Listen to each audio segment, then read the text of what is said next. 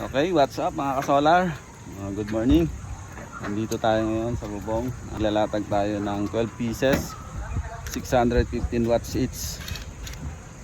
Maglalagay tayo ng rails. Ito yung kinakabit na natin, yung L-foot. Yung L-foot natin o yung railings natin is 3 rails para matibay siya. And then 12 pieces, 6x6, dalawang string tayo. Yung gamit natin ditong inverter is 6 kilowatt hybrid on-grid off-grid inverter. Daytime and nighttime usage, and at the same time pwede natin siyang gamitin during power outage. So yun ang kagandahan ng hybrid on-grid off-grid. Parang combination of on-grid and off-grid. Yun. So yung power is depende sa load consumption. Ini-store niya sa battery yung excess na power na nasusupplyan ng load. So kina-charge niya. Yun yung para magamit natin sa hapon or during brownout. So yung capacity ng ating battery storage, dun magde-depend kung ilang power yung pwede natin gamitin. Sample 5 kWh. Tinatanong natin kung gaano katagal yung 5 kWh. Kasi depende tayo sa usage.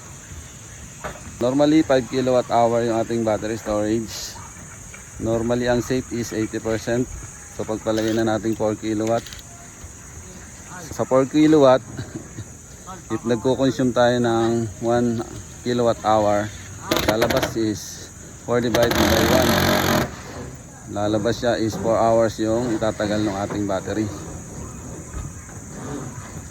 Hindi natin talaga masabi kung gaano katagal yung ating magiging power sa battery. Magdedepende siya sa ating load consumption. Kung 4 kW, tapos ang load mo is 4 kW, 1 hour lang siya. Ayun, doon lang siya magdedepende. Ayan. Nilatag natin yung ating railings. So napaglatag na tayo.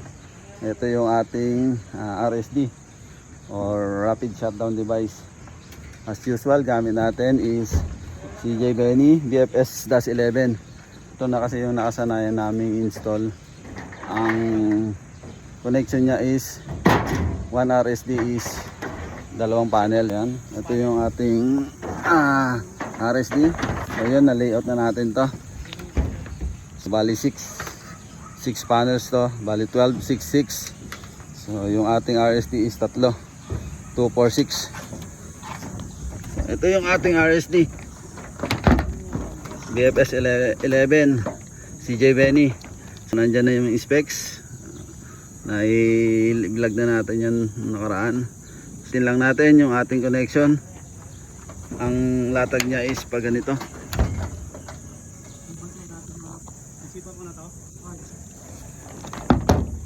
Bali magiging baliktad.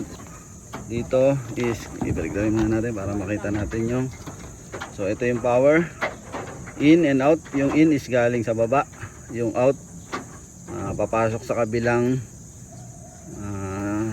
RSD para dun sa connection niya ng power.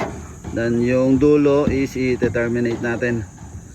So lalagyan natin ng takip para hindi mabasa and secure sa ulan.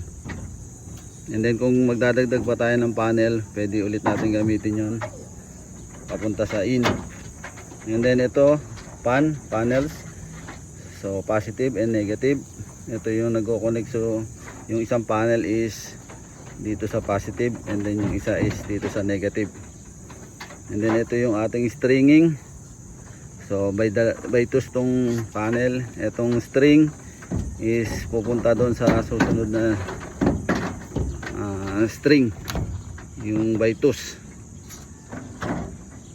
So yan, medyo sa umpisa is nakakalito lang yan, pero familiarization natin to. And then tingnan natin sa diagram. Eventually mga ilang kabit tayo is mapapamiliarize na natin to. So yan guys, thank you. Yan, thank you. Okay guys, so ito, tapos na natin ilatag yung panels. Tapos na, bababa na kami. Ayan.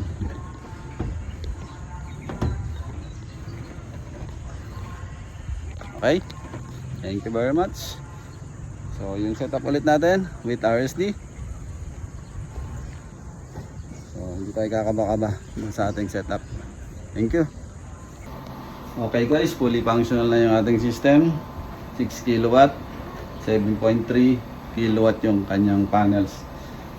And then ito lang yung ating features, yung ating RSD emergency turn off. So pag pinress natin, maka-off yung ating mag-off yung ating harvest, yung panel for emergency.